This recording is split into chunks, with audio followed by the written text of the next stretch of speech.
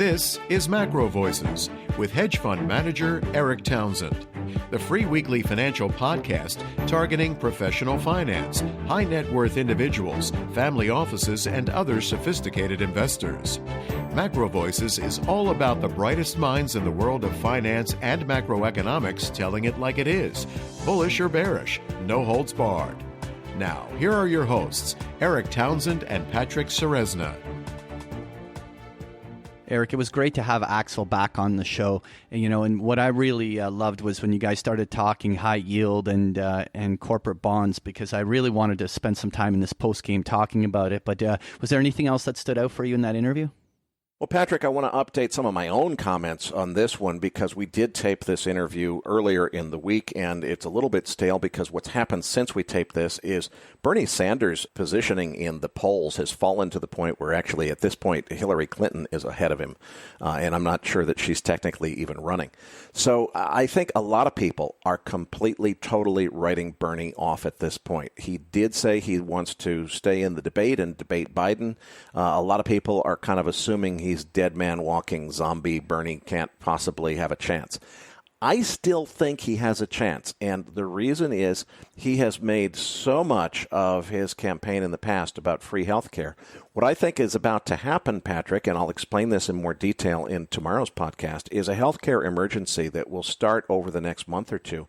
By the middle of May, we're going to have every single hospital in the United States overwhelmed to the point that they have to triage and turn some people away and just say, hospital's full. We cannot help you. We can't give you any medical care. People, even if you just had a car accident, whatever, go home and try to take care of yourself. The hospital cannot help you because we're overwhelmed with coronavirus patients. When you get to that kind of a change in what's going on in the country, I think there's a chance for a guy like Bernie Sanders, who wants to give away free health care to everybody, to make a comeback. So I wouldn't rule him out quite yet, even though all other indications seem to suggest he's totally out of the picture. But speaking of the picture, we've got another Big Picture Trading chart book. Listeners, you'll find the download link in your Research Roundup email. It says Big Picture Trading chart book. If you don't have the Research Roundup email, it means you're not registered yet. Just go to our homepage at macrovoices.com, look for the red button that says Looking for the Downloads. Patrick, let's dive into the markets. On page 2, you've got, looks like the S&P. Tell us what's going on here. Chart 2 and 3 are just talking points. Like chart 2 is a snapshot of what we showed last week, which was the analog of if this was to play out similar to 2000 and 2008, what we should expect going into April. What's amazing is that on chart 3 is that we're already approaching that 12 to 16% decline that would have typically taken anywhere from 2-3 weeks to even 6 weeks to fully play out. We've gotten there in 2-3 days, right? Like the speed and momentum from which this market drop is happening is pretty amazing. And while I'm showing the technical targets that are just based on a methodology, what is going to be the most interesting thing to watch is whether the technical levels even hold. I mean, you have that opinion. I'm going to stand on the side that the bounce will come off the technical levels. And I think that once we hit these kind of levels around 2,600, and maybe there's one measured move that even goes down to 2,500, I mean, odds are we're heading down there. But I think that a short-term reaction going into the March 20th expiration has a very good chance. Okay, I'll buy that. One thing I certainly have to disqualify myself on is I thought that the stock market was going to show this coronavirus thing sooner and bigger than it has. And what we've seen is the stock market seems to just want to look for any reason to interpret the news to mean that there's some kind of accommodation coming that's going to help support new highs. Clearly, if you wanted to play the bearishness that I feel because of the coronavirus situation, the stock market has not been the place where it's played out most efficiently. It did much better either shorting crude or long bonds. So we'll see what happens. I think the bet was that I think that you did anticipate getting to 2,600 at some point, but you thought not by the end of March. I think by the end of March we're going to be there. All right. Well, what I also wanted to just reference was the fact that there is a pretty interesting options delta influence coming into the March 20th expiration, which Charlie McElligott was pointing out, was there was a very, very large amount of options that were up in the higher strikes that all have the March 20th expiration that have built massive delta to the tune of like $500 billion. Thing is, to roll those in this high vol condition is very difficult, and even then rolling them to at the money is incredibly expensive. And so if there is, as we approach the March 20th date, if there's a substantial amount of profit taking on these options, then that actually creates a tailwind from dealer buying as they unwind a lot of their future hedges that are short. And so maybe that becomes a liquidity catalyst for a face-ripping rally into that expiration. I'm more of an observer. We'll see whether or not that actually plays out.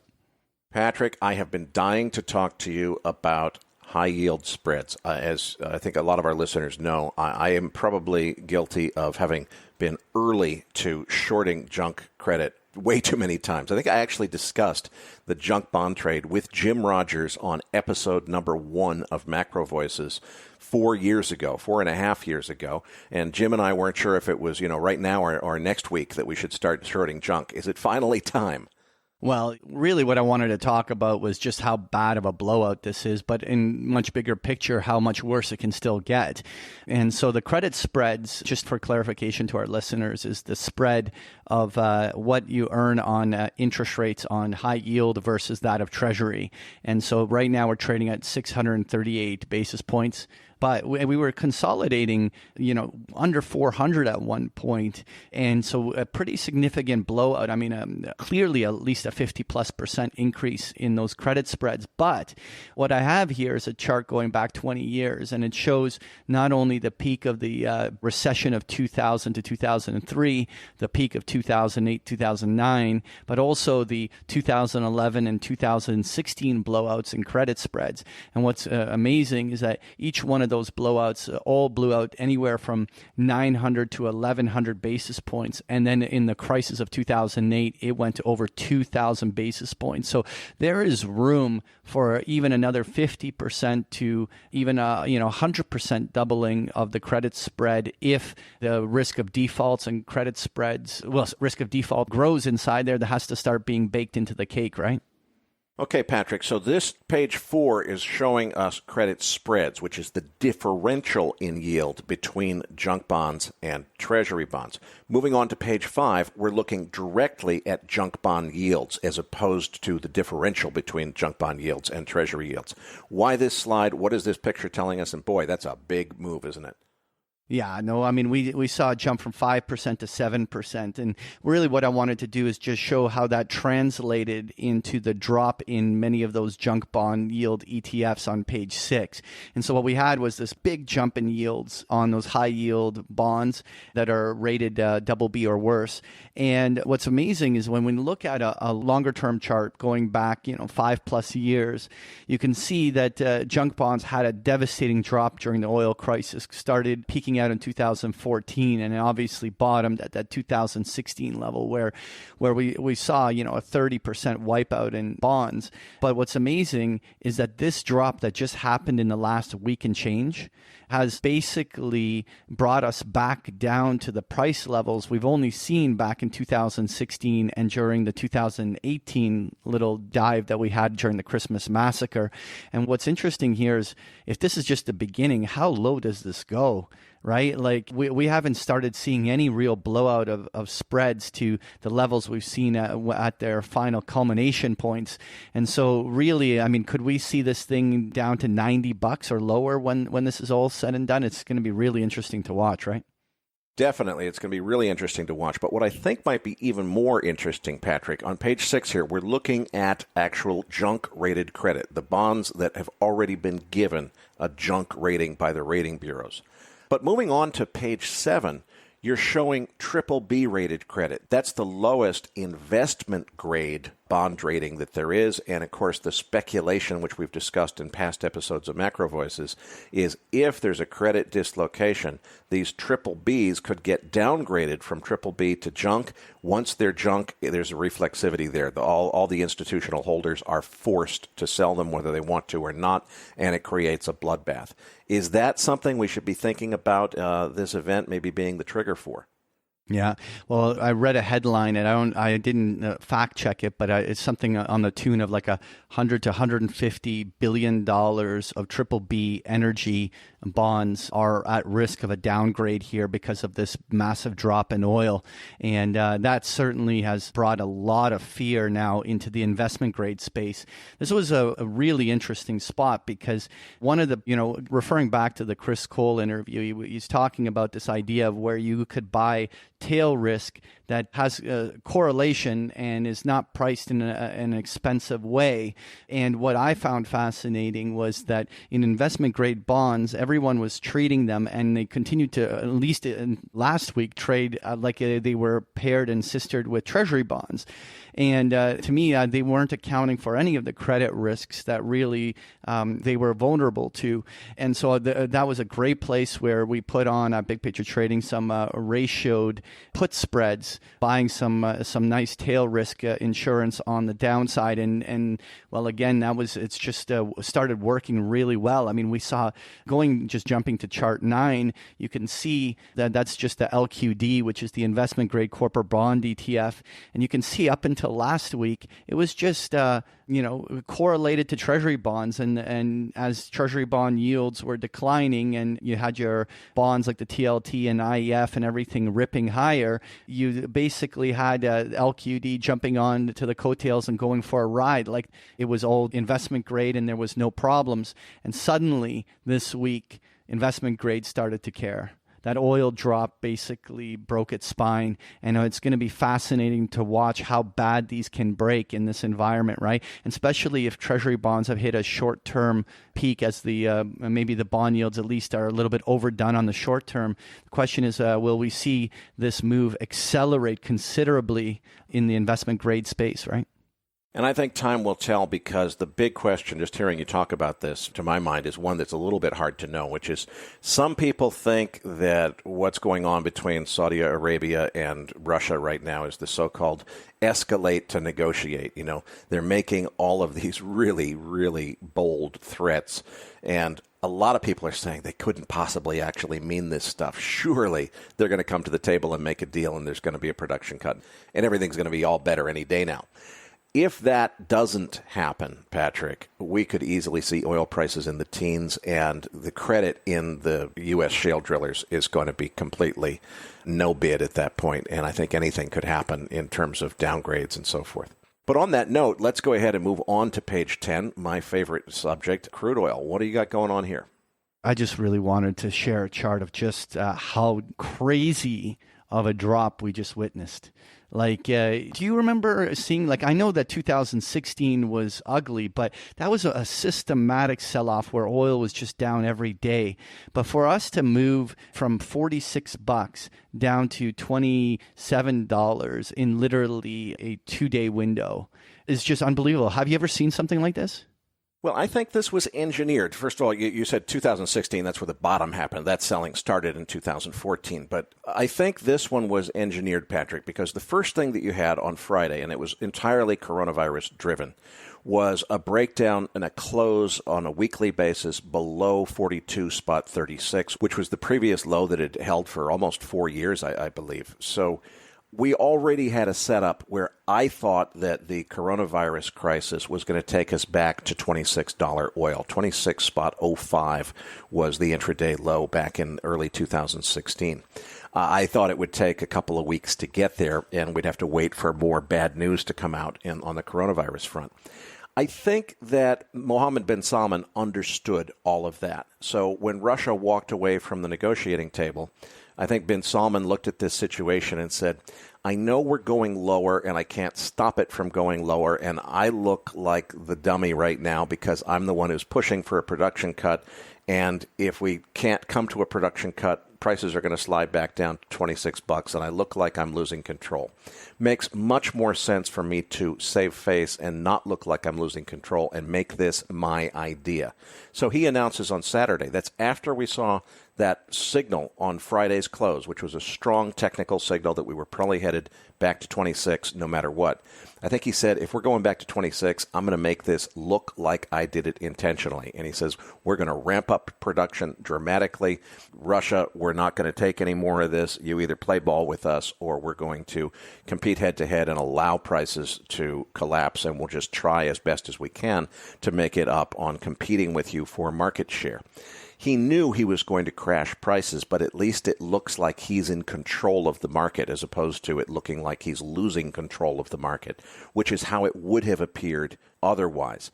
So instead of getting to $27 over the next month, we got to $27 almost at the open. I think there was actually 2 halts before trading could even begin, and then we very quickly traded down to $27. We're bouncing now. Now, if Russia were to come back to the table and start to talk about a cut, then they could maybe salvage this, and it would look like bin Salman was in control of everything and on top of everything all the while, and then they could engineer a rally up from here.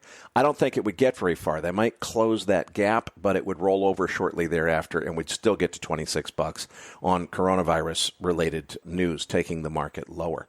So I think that we got here sooner than we otherwise would have, but we were coming here anyway. The thing is, Patrick, if Russia stands firm and doesn't come back and agree to a cut, and Saudi Arabia stands firm, and they're not just bluffing, but this is real, and we get the outlook that I see coming for coronavirus, these things all compounding together could easily take us to $15 oil before this is over. All right. Well, what I wanted to just end the chart book with is I wanted to do just a quick shout out to the rest of the world.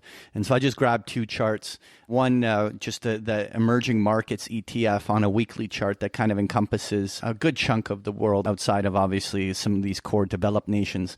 And what was really interesting to me on this is that we have now broken below the September-December 2018 lows.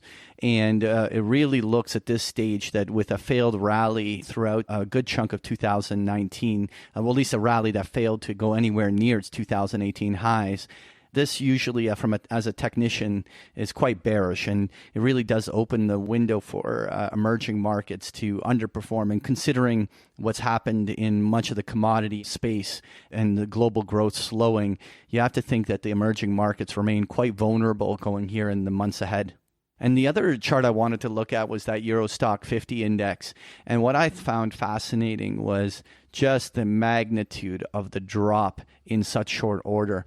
I mean, the Euro Stoxx was making fresh new 52-week highs, exceeding the 2018 and 17 highs on the Euro Stoxx, which all housed around 3,600 when it punched there at the start of the year. And not only did we, in just several weeks now, wipe out all of the progress, but we're almost back to 2016 lows in just like 3 weeks. And so while we think we've had a bad in North American markets, this Euro Stoxx had just a devastating drop that basically wiped out several years of performance in one shot like this. It's just amazing to see. Well, think about what's going on, though, with the coronavirus story, Patrick. It's happening for real right now in Europe. Now, it's coming to the United States in just as big of a way as it's happening in Europe. It'll be just as big in the U.S. in the next 2 or 3 weeks as it is in Europe now. But everybody seems to be in denial about that. So the question in my mind is this Euro Stoxx chart an indication of what the S&P is going to do next? Or does the S&P have a certain degree of sovereign bank immunity, if you will, in the sense that it's very likely that a big drop of this magnitude in the S&P would be met with intervention from the Fed? So that's going to be, I think, really interesting to watch. Also, listeners, if you don't already know, you can get a free membership. You can watch Patrick every single day with his play-by-play on the markets by going to bigpicturetrading.com and signing up for a free trial. This episode was made possible by TopTradersUnplugged.com. Remember to get the ultimate guide to the best investing books ever written at TopTradersUnplugged.com/macro guide. For information on sponsoring MacroVoices, please visit macrovoices.com/sponsor info. Listeners, be sure to register a free account at macrovoices.com. The benefit to you is you'll receive our Research Roundup email, which provides you with all of the best free content that we could find on the internet each week, including downloads associated with our guest appearances, as well as, of course, our post-game chart books. Patrick, tell them what they missed in this week's Research Roundup. Well, this week you're going to find the transcript for today's interview with Axel, as well as the links to that chart book we just discussed in the postgame. There's also a link to an article discussing what Ray Dalio thinks needs to be done to fight the coronavirus, as well as an article discussing the liquidity problem of passive investing. So you'll find this and so much more in this week's Research Roundup. That does it for this week's episode. We appreciate all the feedback and support we get from our listeners, and we're always looking for suggestions on how we can make the program even better. For those of our listeners that write or blog about the markets and would like to share that content with our listeners, send us an email at researchroundup@macrovoices.com or tag it with the MVRR hashtag on Twitter, and we'll include it in our weekly distributions. If you have not already, follow our main Twitter account at MacroVoices for all the most recent updates and releases. You can also follow Eric on Twitter at Eric S. Townsend and myself at Patrick Ceresna. On behalf of Eric Townsend and myself, thank you for listening, and we'll see you all next week.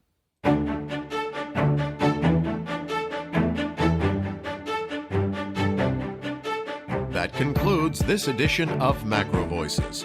Be sure to tune in each week to hear feature interviews with the brightest minds in finance and macroeconomics. MacroVoices is made possible by sponsorship from BigPictureTrading.com, the Internet's premier source of online education for traders. Please visit BigPictureTrading.com for more information. Please register your free account at MacroVoices.com. Once registered, you'll receive our free weekly Research Roundup email containing links to supporting documents from our featured guests and the very best free financial content our volunteer research team could find on the internet each week. You'll also gain access to our free listener discussion forums and research library. And the more registered users we have, the more we'll be able to recruit high-profile feature interview guests for future programs. So please register your free account today at macrovoices.com if you haven't already. You can subscribe to MacroVoices on iTunes to have MacroVoices automatically delivered to your mobile device each week free of charge. You can email questions for the program to mailbag@macrovoices.com, and we'll answer your questions on the air from time to time in our mailbag segment. MacroVoices is presented for informational and entertainment purposes only. The information presented on MacroVoices should not be construed as investment advice. Always consult a licensed investment professional before making investment decisions. The views and opinions expressed on MacroVoices are those of the participants and do not necessarily reflect those of the show's hosts or sponsors. MacroVoices, its producers, sponsors, and hosts Eric Townsend and Patrick Ceresna shall not be liable for losses resulting from investment decisions based on information or viewpoints presented on MacroVoices. MacroVoices is made possible by sponsorship from BigPictureTrading.com and by funding from Fourth Turning Capital Management, LLC. For more information, visit macrovoices.com.